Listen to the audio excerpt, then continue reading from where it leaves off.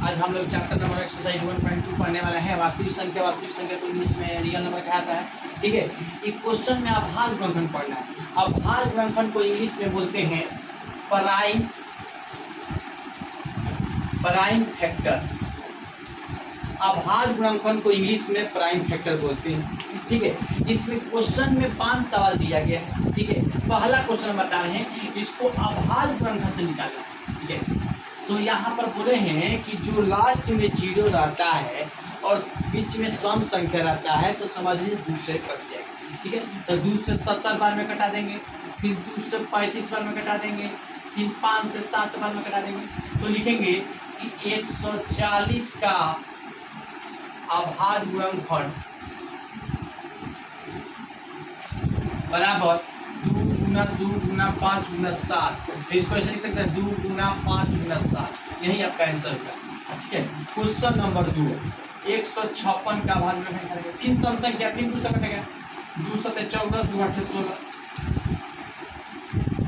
फिर 2 से कटेगा, 2 3 6, 2 9 18, फिर 3 से कटेगा 13। तो लिखेंगे 156 का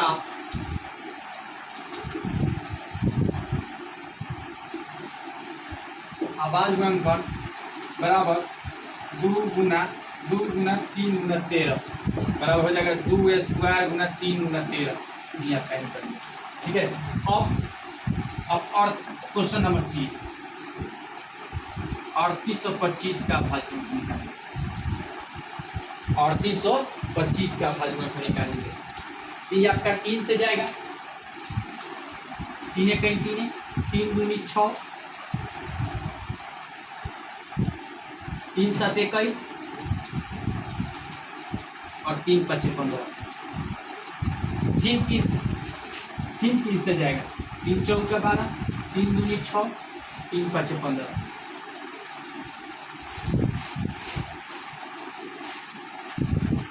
3 5 15, 3 4 12, 3 दूनी 6 और 3 5 15। और क्या से जाएगा 5 से जाएगा, 5 8 40 और 5 25, फिर 5 से जाएगा 17 बार में। ठीक है, तो इसको लिखेंगे 3825 का अभाज्य गुणनखंड बराबर हो जाएगा 3 गुना 5 गुना 5 गुना 17। तो इसको ऐसे लिख सकते हैं 3 स्क्वायर 5 स्क्वायर 17। ठीक है, अब क्वेश्चन नंबर 4 बता दें। 5005 का निकालें अभाज्य। 5005 का तो ये 5 से जाएगा। ठीक है, फिर क्या से जाएगा,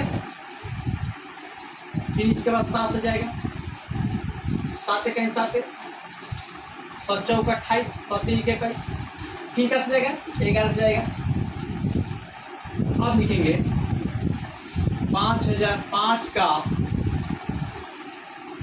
अभाज्य गुणनखंड बराबर 5 गुना 7 गुना 11 गुना 13। यही आपका आंसर है। अब क्वेश्चन नंबर 5 7429 का अभाज्य गुणनखंड। 7429 का अभाज्य गुणनखंड बनाएंगे। चलिए, तो